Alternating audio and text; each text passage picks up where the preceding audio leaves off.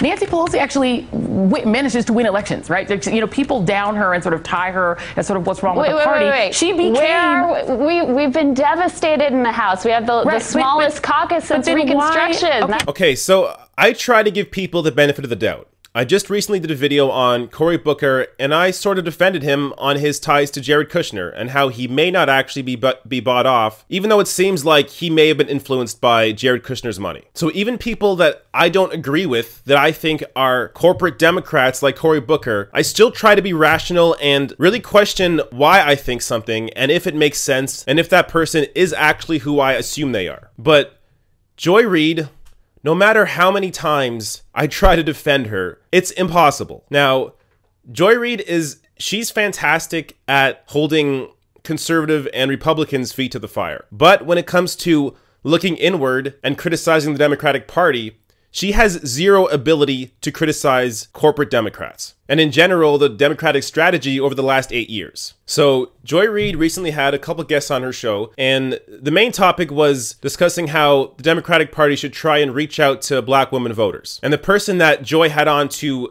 defend the progressive movement was Crystal Ball. And look, nothing against Crystal Ball. And as you're going to see, she's going to do a fantastic job at defending progressives. But when the discussion is about black women, it's clear how you're already trying to frame the argument when you don't bring on someone like Nina Turner, a very strong progressive Bernie supporter, but instead you bring on a white woman. And you'll see exactly why she does it, because the way she frames these questions are just completely disingenuous. So I have a few clips to get to. I'm gonna play the first one and then break these down. And, you know, Crystal, I want to bring you into this because the Democratic Party really, since the election, has been doing this dance where they seem to be sort of chasing the Bernie Sanders supporters around the country. Tom Perez did this big tour where he went around and trying to figure out what went wrong on the side of white voters, not looking at that pretty demonstrable drop in black voter turnout that may have had something to do with voter suppression. It may have had something to do with messaging. Okay, so right away, see how Joy frames the question there. She's talking about how the Bernie Sanders and Perez little tour they had was about how to attract white voters, what they did wrong with white voters. No, it wasn't about that at all. Yes, they visited some white states like Maine, but they also visited Miami and Arizona and Texas. And in fact, here's a quote from Tom Perez that's in an NPR article. When talking about the tour, he said, "This is exactly why we're going to every corner of this country," Perez said. "To rural America, to urban America, to every corner in between." So Perez is saying right there, they're going to every corner of America. That's the point of the tour, to talk to everybody. They're not focused on white people. But what was their messaging for the tour? So maybe their messaging was really about focusing on white people. So this is what the NPR article says. "Sanders is convinced the key to success is to push the party to the left. He believes the majority of the country is on board with progressive policies like a $15 minimum wage and a Medicare for all healthcare plan." Okay, so raising the minimum wage and Medicare for all. Are these just white people issues? Or do these issues actually affect and improve lives for everybody? So let's go to the next clip.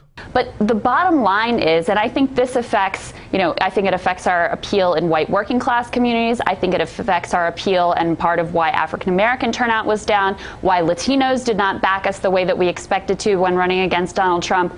We do not, as a party, have an economic vision for the future. Exactly right.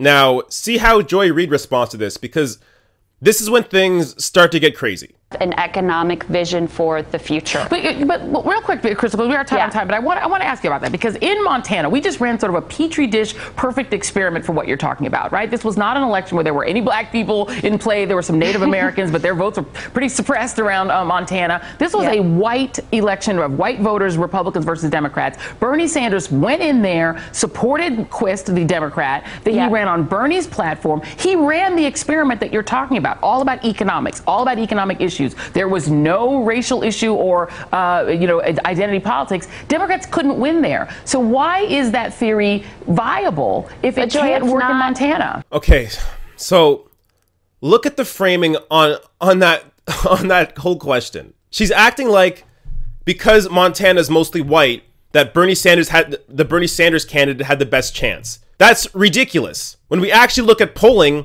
we see who Bernie Sanders is most popular with. This is from a Harvard-Harris survey poll this year. Approval ratings across demographics. Bernie Sanders is the country's most popular politician, favored by 57% of voters. So let's go down the list here. Women, 58%. Men, less at 55%. 18 to 34, 62%. African Americans, 73%. The highest minority there. So why exactly would Bernie Sanders do better in a white state when his progressive message is popular with African Americans more than white people? In fact, his support among whites is only 52%. So if anything, a Bernie Sanders candidate's chances at winning that election is even less in a white state.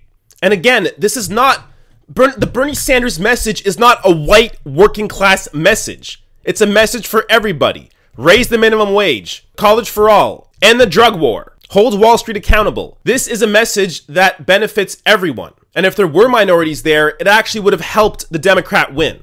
Now, let's get to the next clip. It's not a petri dish because it doesn't happen in a vacuum. The ads that Gianforte ran against Quist were calling him Nancy Pelosi in a cowboy hat. In other words, tying him to the incredibly damaged national brand. And part of the problem here isn't even a policy or an economic issue. It's also the way that we have chosen and selected candidates. What does Nancy Pelosi mean? She means out of touch elite. She means tied into the donor communities. And I'm not even talking about whether that's true or not. That is her brand image. But hold on, let me just finish this point. So when we focus as a party on picking candidates based on their connections to the donor class rather than their connections to the community, that's how we get this national brand. It's not going to take one race to fix it. It's going to take a whole rebranding of the party. So Crystal Ball nails it there. The main issue with Democrats winning elections right now is that Democrats don't have a positive view with many people, because the Democratic name is still tied to the Democratic establishment, to the corporate Democrats, to the Hillary Clinton Democrats, to the Nancy Pelosi Democrats. So when you have ads running that is tying Quist to Nancy Pelosi, those are obviously going to hurt him. And another point that wasn't made in this video is the fact that Quist had a fraction of the amount of money that Gianforte had. While Quist had just over 650,000, Gianforte had 5.6 million. A lot of that from outside spending. So the Republican got a ton of money from an outside super PAC, while the DCCC barely supported Quist at all. Let's go to the next video. Okay, we're out of time, but I will make the point, and I think it's an important point. Nancy Pelosi actually manages to win elections, right? You know, people down her and sort of tie her as sort of what's wrong with the party. Wait. She became. We've been devastated in the House. We have the smallest caucus since Reconstruction. That's not winning. We ran, but that was a perfectly Bernie Sanders race. He ran that experiment in Montana. If his message is so powerful to white working class people, why didn't it work? Again with the white working class bullshit. And Crystal Ball absolutely destroys Joy there. They lost over 1,000 seats under Nancy Pelosi. How is that winning? How is Nancy Pelosi actually winning elections? They've been destroyed. Way more people now are independents than Democrats than ever before. The Democratic Party is not popular. Hillary Clinton lost to Donald Trump. And how often have you seen Joy on television talking about all the things that Hillary Clinton did wrong when she lost to Trump? No, the focus is on this one progressive race in Montana. Instead of the over 1,000 seats that were lost by Democrats, was Joy Reid on television talking about why Democrats are losing all these seats?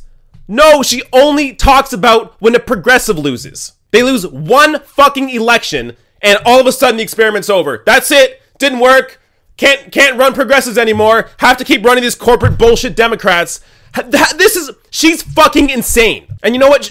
She's not even crazy. She knows exactly what she's doing. She has tied herself to the corporate establishment Democrats, and now she'll do anything she can to defend them, even when she sounds ridiculous, like defending Nancy Pelosi after losing 1,000 seats. Now, one last clip before I lose my mind. If his message is so powerful to white working class people, why didn't it work? Because he is still part of an incredibly damaged Democratic Party. Bernie Sanders is part of the Democratic Party. Bernie Sanders in Montana. Okay, well, we don't have time. We don't have time. We don't have time. I just completely got destroyed in this argument, and all of a sudden we're out of time. Oh, how convenient.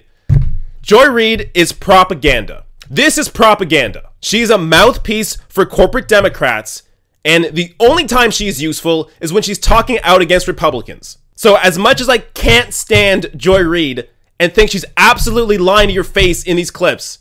She is still good at her job when it comes to attacking Republicans. So this is really something to keep an eye on.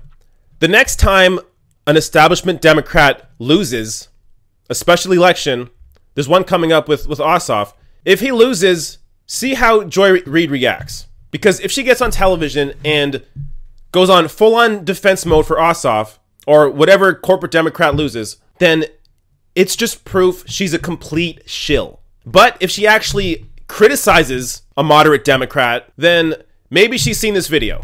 But I very much doubt that's going to happen. And Joy Reid will continue espousing this bullshit to your face. Now, I just want to leave on this one tweet that I saw, because it sums everything up perfectly. This was tweeted by @AaronWalsh10. Hillary Clinton can lose the easiest presidential campaign in history, and it has nothing to do with her. But these losses are all on us. LOL.